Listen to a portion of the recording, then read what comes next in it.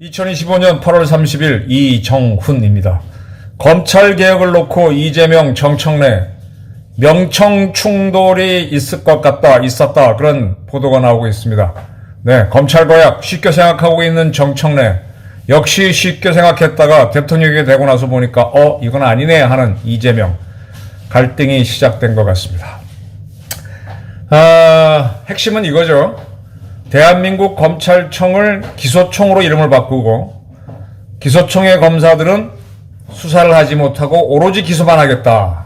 저는 여기에 대해서 이거는 중대한 헌법 위반이다 라고 의견을 말씀드린 바가 있습니다. 왜 그러느냐? 제가 헌법 조항이 생각나지 않는데 헌법 조항 제 몇 조 중에는요, 다음 사항은 반드시 국무회의에서 심의를 한다 라고 되어 있습니다. 그러면서 합참의장, 각군 참모총장, 검찰총장 등등등, 네, 우리나라에서 차관급, 청장급 해당되는 자리가 많죠. 경찰청장, 병무청장, 국세청장, 이거 굉장히 파워풀한 자리입니다. 그 다음에 관세청장, 이런 청장들은 임명을 하기 전에 국무회의 심의를 하지 않습니다. 그러나 검찰총장하고 합참의장, 각군 참모총장 등 몇몇은 콕 찍어서 반드시 국무회의에서 심의를 한 이후에 임명하도록 되어 있습니다. 그렇다면은 검찰총장이 있는 자리는 검찰청인데, 검찰청이 있으니까 검찰총장이 있는 거죠. 근데 검찰청을 기소청으로 바꾸면 그곳의 책임자는 기소총장이 되거나 기소청장이 돼야 되겠죠. 그렇게 되면 헌법하고 어긋나죠. 위헌이 됩니다. 검찰은 검찰총장이라는 직위가 헌법에 있기 때문에 헌법기관이라고 볼 수 있는데 그거를 임의로 무슨 법으로 바꾼다는 게 어렵습니다. 근데 이재명과 민주당 세력은 검찰개혁, 언론개혁, 사법개혁 하면서 3대 개혁으로 검찰을 없앤다는 걸 추진하기로 했는데 이재명 씨는 대통령이 돼 보니까 이건 위헌이 소지가 있구나 하고 주춤하는 것 같아요. 두 번째로 제가 말씀드렸던 거는 헌법 제 몇 조를 보게 되면 검사는 영장을 청구하고 또 압수수색을 한다 이렇게 되어 있습니다. 압수수색을 한다는 게 이게 수사권이거든요. 검사한테 수사권이 있다고 분명히 해놨는데 앞으로 그들이 만들 기소청의 검사는 수사를 하지 못한다. 이게 말이 안 되죠. 공수처에 있는 사람들도 검사이기 때문에 그들도 수사권이 있는데 기소청의 검사들은 수사권을 주지 않는다는 게 헌법하고 충돌이 됩니다. 위헌입니다. 그래서 이게 검찰개혁이 어렵다라고 봤는데 저는 이거 어떻게 할 것이냐 그랬더니 이재명 씨가 대통령이 되더니만은 좀 더 연구를 해봐라 라고 했고 자기가 직접 이 회의를 주재해보겠다, 난상토론을 해보겠다 그런 의견을 밝혔는데 정작 당대표로 있는 정청래 씨는 추석 전에 검찰개혁을 하겠다, 대통령이 신중하게 하라고 하는데도 밀어붙이겠다라는 의견을 밝혔습니다.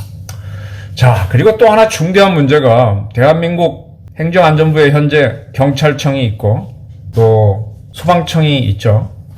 저는 여기에다가 해양경찰청까지 옮겨서 국내 안전을 책임진 경찰, 소방, 해경청 이 세 개로 국내 안전을 해야 된다라는 주장을 강하게 해오는 사람인데 지금 현재 해경청은 해양수산부, 경제 문제를 다루는 해양수산부 밑에 있어서 서로 성격이 안 맞아요. 우리 행정안전부는 행정을 통해서 국내 안전을 책임진 부서니까 저는 반드시 해경청은 행정안전부로 와야 된다 주장을 반복하고 있습니다. 그런데 지금 이재명과 민주당 세력들은 이러한 행정안전부에 중수청, 중대범죄수사청을 신설해서 이게 사실상 검찰청이 되는 거죠. 그래서 중대범죄를 수사하는 검사, 또 중대범죄를 수사하던 과거 경찰의 특수수사대 이런 사람들로 검경 합동수사기구를 만들겠다라고 했습니다. 자, 이렇게 되면요, 해경청이 오지 않아도 대한민국 행정안전부는 어마어마하게 파워풀해집니다. 우리 국방부가 무기를 갖고 있기 때문에 그 무기를 돌려서 대한민국 권부하고 대한민국 국민을 노린다면 국방부가 가장 강하겠죠. 근데 그 다음으로 강할 수 있는 게 이 국내 사법권을 다 쥐고 있는, 그리고 약간의 무력도 갖고 있죠. 경찰이라고 하는 무력 갖고 있는 행정안전부는 어마어마한 부서가 됩니다. 국방부는 국가 안전을 위해서 어쩔 수 없이 크게 만들었고 그렇기 때문에 실질적으로 국방부의 총책임자는 통수권자인 대통령입니다. 대통령이 워낙 일을 많기 때문에 그걸 분담하기 위해서 국방부 장관을 뒀지만 국방부 장관은 대통령이거든요. 근데 지금 중수청을 행안부에 만들어서 검찰까지 집어넣는다. 그러면 이건 세계에서 전무후무한 독재기구가 될 수 있어요. 그럼 대통령은 군통수권자에 더불어서 국내 안전 책임자도 돼야 되는데 아마 업무 부담이 너무 많을 겁니다. 반드시 국내의 N정권을 독점하게 되면 이건 독재의 문제가 나오거든요. 그래서 특히 경찰권이라는 게 엄청나게 강한 건데 경찰권만 가져도 그 행정안전부는 어마어마한 기관인데 거기다 검찰 기능을 하는 중수청을 둔다. 이거는 반드시 독재 시비가 나옵니다. 자, 그런데 이문정 동부지청장인가 정성호 씨가 법무부 장관에 가더니 중수청을 법무부에 둬야 된다라고 얘기하니까 즉각적으로 이문정 씨는 그러면 검찰청을 기소청으로 바꾸면서 거기서 능력 없는 검사들은 기소청에 남고 나머지는 중수청으로 옮겨가서 결국 중수청이 법무부 산하의 검찰청을 하니까 이건 의미가 없다. 이건 잘못된 기억이다. 라고 핏대를 올리는데 그렇다고 해서 검찰 역할을 하는 이 중수청을 행안부로 옮기면 행안부는 어마어마한 국내 최대의 독재기관이 됩니다. 이문정 씨는 자기는 검찰 장례식을 하는 장의사가 되겠다는 얘기를 했던 사람이죠. 검찰에 한이 맺힌 사람이 왜 검찰청에 앉아갖고 검사장을 하는지 모르겠습니다만 이 국가기구라는 건요 혁명을 했다고 해서 마구잡이로 고치는 게 아닙니다. 역사를 보게 되면은 신라에서 고구려 전승 과정은 잘 모르겠는데 고려가 무너지고 나서 조선을 세울 때 보게 되면 이 명칭은 제법 바뀌어도요 거의 그 제도는 유지가 됩니다. 쉽게 이름은 바뀌죠. 삼성육부제가 삼정승을 두고 6 판사를 두는 제도로 바뀌는 건 있어도 쉽게 못 바뀝니다. 왜냐하면 인간의 집단지성이 오랜 세월을 거치면서 만들어낸 최고의 제도가 있습니다. 근데 그게 반드시 문제점을 갖고 있어요. 저는 살면서 하다 보니까 아무리 좋은 방안도 항상 숨어있는 함정이 있더라고요. 예상치 못한 실수를 덫에 걸리게 되고. 그래서 제가 think the unthinkable, 생각할 수도 없는 걸 생각하라는 주장을 많이 하는데 그럼에도 불구하고 문제점이 있음에도 그 제도를 유지하는 그 제도가 가장 옳기 때문입니다. 법무부에다가 검찰을 두는 거는요. 먼저 공화정을 시작한 유럽에서 보편적으로 하는 현상이고 미국에서도 하고 있습니다. 검찰하고 경찰을 분리시켰어요. 그럼 검찰은 경찰과 같은 기구냐? 아닙니다. 사실은 검찰은 재판을 하는 사법부와 같은 기구죠. 사법부 옛날에 경찰만 있을 때 경찰이 마구잡이로 수사를 하고 그리고 자백을 받기 위해서 엄청난 고문을 했습니다. 지금 고문이 공식적으로 없어진 거는 지금 한 150년밖에 안 됩니다. 고문의 기술이 있었어요. 근데 그런 것들이 허위 자백을 하고 문제가 되니까 판사들이 경찰 수사를 지도하기 위해서 넘어옵니다. 넘어와서 만든 게 검찰이에요. 그래서 그들은 제2의 판사, 제2의 사법관이라고 하는 겁니다. 적법하게 수사해라. 증거 수집도. 그래서 경찰 독재를 막기 위해서 검찰을 만들었고 같은 한 장관이 검찰과 경찰을 같이 다루는 게 아니라 둘을 분리시켜 놓은 거죠. 법무부 장관이 검찰을 하면서 미국 같은 경우는 법무부 장관을 제너럴 어터니 그래갖고 굉장히 중립적인 자리로 합니다. 사법관처럼 재판부처럼. 그런데 대통령을 위해서 움직일 수밖에 없는 행정안전부에다가 검찰, 중수청을 둔다? 이건 독재로 가기 위한 거죠. 이재명 정권을 반드시 전복시켜야 할 이유가 됩니다.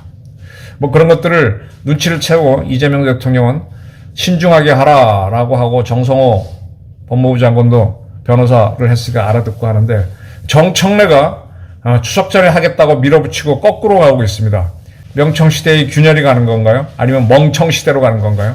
이재명도 대통령이 되고 나서 미국에 가보니까 자기 꼬라지가 금방 드러나죠. 국내에서는 혁명한 것처럼 껐덕껐덕거리긴 하고 말도 이렇게 하고 또 일본의 이시바 총리 만날 때 차에서 내릴 때는 우리 쪽 따라온 수행할 때 서를 탁 주면서 이시바를 한번 깔보는 식으로 쇼를 할 수 있지만 진짜 센 놈 만나면 못하는 거죠.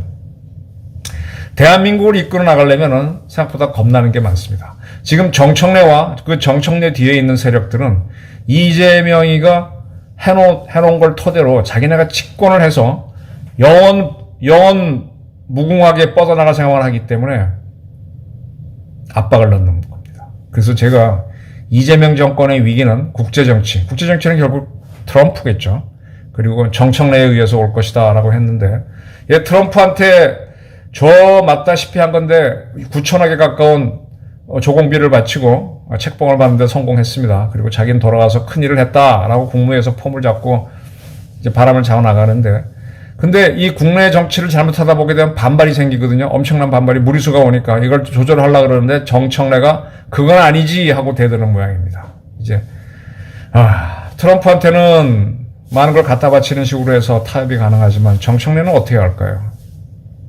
그리고 조국은 어떻게 할까요? 이제 조국은요, 진짜 잡범 아닙니까? 자기 자식을 위해서 그렇게 입시 제도를 악용한 사람이 광주에 가서 뭐 잘났다고 전두환 비석을 받고 다니면서 다음엔 윤석열도 이렇게 된다는 얘기 하는데, 그런 참, 제가 보기엔 참 인간적으로 핫질입니다. 근데 그런 기가 더 선명성을 주장하고 나오면서 아마 이재명을 더 몰아붙일 겁니다. 그러면서 이재명이 개혁을 못한다라고 하면서 조국하고 역시 갈등이 생기지 않겠나라고 봅니다. 이재명 대통령이 이런 위기, 국제정치에서 오는 위기, 국내 강경파로 오는 위기를 돌파하려면 그들을 잡아내는 힘이 있어야 되는데, 국제정치는 차치하더라도 국내 정치를 잡으려면 강력한 힘이 있어야 될 겁니다. 그 힘을 보여주려고 윤석열, 김건희 쌍구석으로 가서 이제 망신을 주고 특검으로 밀어붙이는데, 이제 그 효과는 다 했다고 봅니다. 이제는 정청래와 조국을 잡아야 되는데 조국은 그가 풀어져 버렸어. 참으로 어려운 구도입니다. 정청래는 지금 우리 승천한 기세로 올라오면서 계속 널름 넘겨볼 겁니다. 제가 그 전에 윤석열 대통령이 위기에 몰렸을 때 한동훈 씨를 비대위원장으로 하기에 너무 빨리 했다. 전두환조차도 자기 임기 끝나기 한 반년을 남기고 6.29 선언을 받아주면서 노태우를 후계자로 했는데, 그럼에도 불구하고 6.29 선언을 거쳐서 나중에 배신을 당하는데, 2년 반을 남겨놓고 한동훈을 하게 되면 반드시 당하죠.